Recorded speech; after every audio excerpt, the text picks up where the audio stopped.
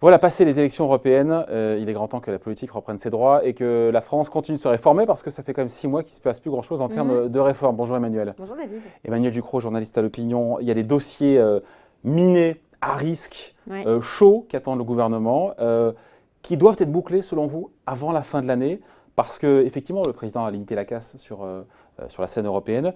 Il doit, enfin c'est ce qu'on entend, il doit relancer son quinquennat, il doit intensifier les réformes.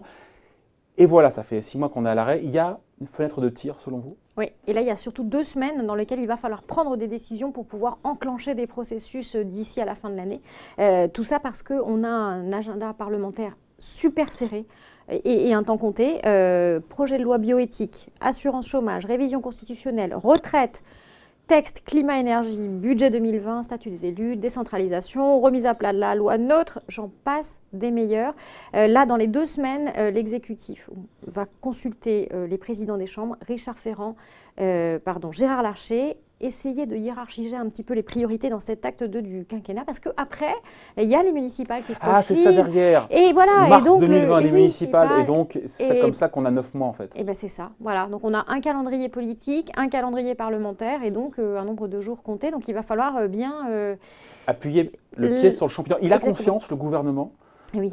qu'il faut accélérer parce que derrière, on a un pays qui est à l'arrêt, pardon, en termes de réforme. C'est ça. Depuis Et 6 alors mois. là, on a donc dans les 2 semaines beaucoup de décisions qui vont être prises et un calendrier qui va être arrêté. Donc là, on a 2 semaines un peu critiques et denses qui nous attendent. Voilà, avec derrière, on prend le plus chaud, une réforme qui est systémique, une réforme qui est potentiellement, enfin, sur laquelle peut-être le gouvernement joue le plus gros, c'est la réforme des retraites. Oui, 42 régimes. Les choses vont s'accélérer. Oui, 42 régimes à harmoniser. Alors, le gouvernement le dit pour essayer de limiter un peu l'impact. Il ne s'agit pas là de faire face à un dérapage budgétaire, mais de travailler sur le souci de la justice de la retraite. Ça veut dire quand même qu'il va falloir y aller avec des pincettes. Le haut commissaire aux retraites, Jean-Paul Delevoye, a mené des concertations avec les partenaires sociaux. Plus d'1 an que ça dure. Voilà. Il va rendre des propositions avant le 14 juillet. Après ça, nouveau round de concertation, projet de loi de retraite à l'automne.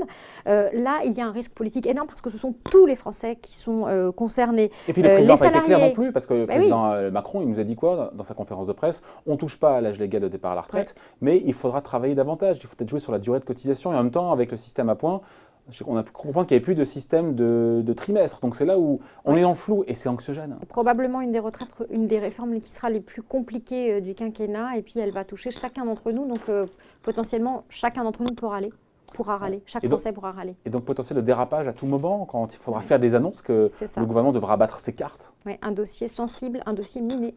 Voilà, pour le gouvernement. Celui sur la réforme de la fonction publique, qui est présenté là en ce moment. Oui, et pour le coup, il sera examiné le 18 juin au Sénat.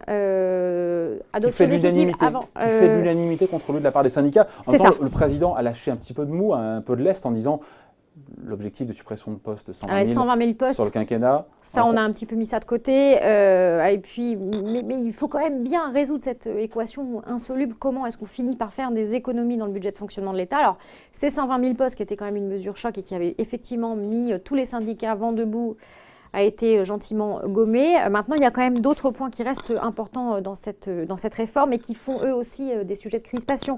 Le recours accru au contractuel dans la fonction publique, ça c'est quelque chose qui passe vraiment mal.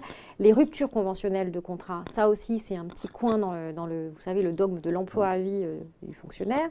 Et puis l'alignement du travail sur les 35 heures effectives. Alors tout ça, c'est des points de vigilance pour les syndicats. Et puis il y en a d'autres, parce que dans ce sujet de la réforme de la fonction publique, il y a aussi le sujet de la fonction publique hospitalière. Vous savez, les grèves dans les services d'urgence se poursuivent. Il y a le sujet sensible des EHPAD, les sujets des crèches. Là aussi, on a un sujet économiquement important, socialement super sensible. Donc, deuxième réforme qui est minée, même si le gouvernement avance ses pions. Il reste à parler de la réforme rapidement de l'assurance chômage. Ouais.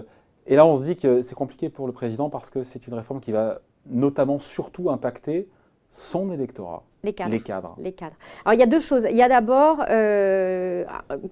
une mesure qui va impacter tout le monde, c'est la réforme des indemnités journalières. L'idée de base, c'est faire en sorte qu'un chômeur ne touche pas plus que s'il travaillait. Voilà, ça semble assez logique, mais ce n'est pas le cas.